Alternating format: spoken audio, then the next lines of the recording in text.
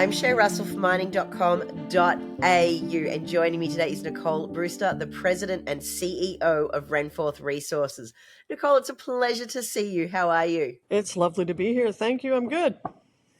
Now, I'm one of the few people who gets excited about this metal, and I look forward to talking about it more over the months ahead.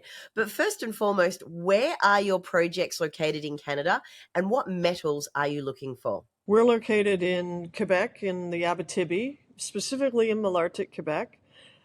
Interestingly, our gold deposit is on strike right beside Canada's largest open pit gold mine, and our polymetallic property is just slightly behind that. So they're within a couple kilometers of each other off of a highway in a mining district. We'll start with the easy pickings, and that's the gold project. Where is this gold project at right now? We own what we call the Parbec Gold Deposit. It sits on the Cadillac break in Malartic, Quebec. We just recently, in April of this year, updated the mineral resource estimate. We delivered a 29% increase to the previous MRE. Our deposit is within an open pit for the most part, above a depth of 300 meters. It contains measured and indicated gold ounces, which is relatively unique. 73% of the deposit's the highest degree of confidence you can have in exploration. That's 265,000 ounces of gold in total. And then we have another 97,000 ounces inferred gold within the open pit and some slightly below the open pit. And then actually we have additional ounces within the open pit that are below the cutoff grade, but were we to mine the open pit, we'd mine those ounces as well. So we're sitting on the Cadillac break, Malartic, Quebec, contiguous to, on strike of, the Canadian Malartic mine owned by Agnico Eagle. One project of yours that I am particularly interested in is that the polymetallic project, because you have zinc in there. Now, I know there's other metals in there, but can you give us a rundown of what's happening there? Absolutely. It's a fascinating project, actually. We call it the Malartic Metals Package. The land position of that property is approximately 300 square kilometers. It encompasses several things. We have a copper discovery in the very northern part of that property where we've stripped, I'm going to say 150 meters, but I'm not entirely sure if that's the right number. We've exposed we've exposed copper on surface in chalcopyrite and bornite along with silver. Further south in the central area of that property, and the focus, is what we call the Victoria structure. It's a 20-kilometer long mineralized band going right across the center of the property. And that encompasses a couple of horizons of polymetallic mineralization. This is the fascinating part. Our model for this occurrence is an Outokumpu-style of mineralization. We have an ultramafic giving us nickel, cobalt, platinum, and palladium, and it's interlayered with a VMS giving us copper, zinc, silver, and gold. It's unique that they're interlayered and they interact with each other, and the grades are best where they're in contact with each other. And that occurs, as I said, over 3 horizons that we know of north-south. In addition to Victoria for 20 kilometers along the middle, we have Lalonde, same mineralization to the north, 4 kilometers, comparable size.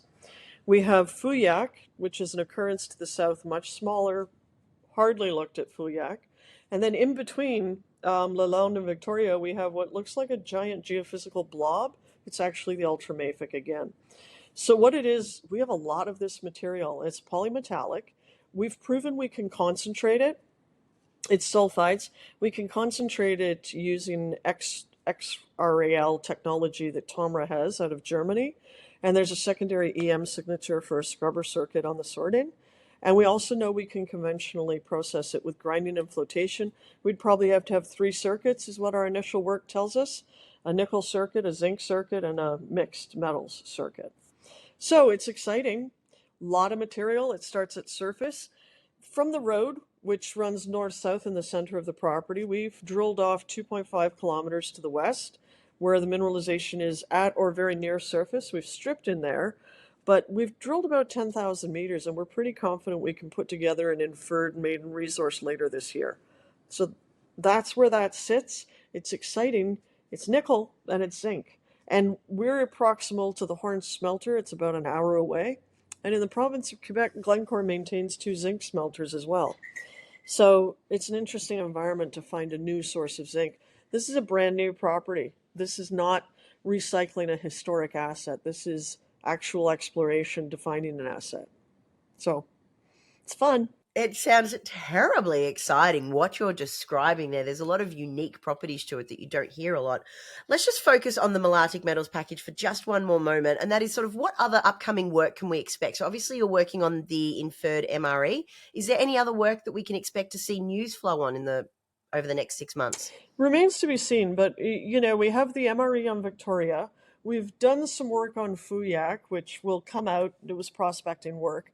We have a permit in place to do some additional stripping at Victoria, which we might elect to do this fall, but I'm not sure yet. We have to come up with something to do at the Beaupré copper discovery, but that's a complete enigma. It's very close to the Cadillac break. It's got no geophysical signature whatsoever, which is not helpful. We've stripped the ground, but we lose it into overburden and the woods. So we're kind of scratching our heads there, going, well, we can always do what people like me like to do, which is put a drill on it.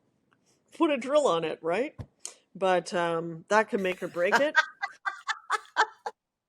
We might put an RC drill on it. It's a bit of a safer bet.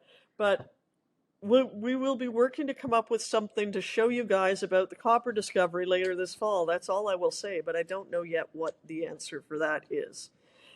We have historic gold on that property, which we're not looking at, and that's about it. So field work at Victoria, perhaps, for the Malartic Metals package, and field work at Beaupré. That certainly sounds incredibly exciting with that one. And just to bring this conversation home today, obviously you've got ounces in the ground with your Parbec Gold project. And as I said at the start of today's interview, this is sort of the easy pickings. What's the momentum happening here with this project? Oh, good question. So we recently restated, April, we increased the resource. Neat fact about that resource, it doesn't actually come to surface, though we have surface gold, because we have to properly survey all of the surface showings before the engineer will bring it to surface. So we have an opportunity to add ounces, but probably not enough to restate the resource. However, we've recently announced that we've filled in a channel. We increased a channel to 12 meters of 1.43, if memory serves, and memory may not serve, be aware, grams per ton gold on surface. That's in what we call the diorite splay. And the diorite splay might be a splitting of the Pontiac contact or some sort of folding structure. It's fascinating whenever the Cadillac break does something like that, because there's historic precedent, including precedent next door, for splays of the Cadillac break being very important. So we're continuing our geological work on that front. We've also applied for a stripping permit, which we fully expect to receive later this fall. That would allow us to strip areas, including that diorite splay, the really neat structure, separate from the known Cadillac break. To give you context, the Cadillac break runs from Kirkland Lake in Ontario to Val-d'Or in Quebec.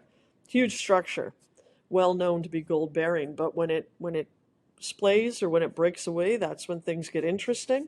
That's what we have. So we'll surface strip it, map it, and we'll be working towards a bulk sample there. It sounds like there is a lot of activity to come from Renforth Resources. Listen, Nicole, I really do appreciate your time. Thank you so much for being here today. Thank you very much.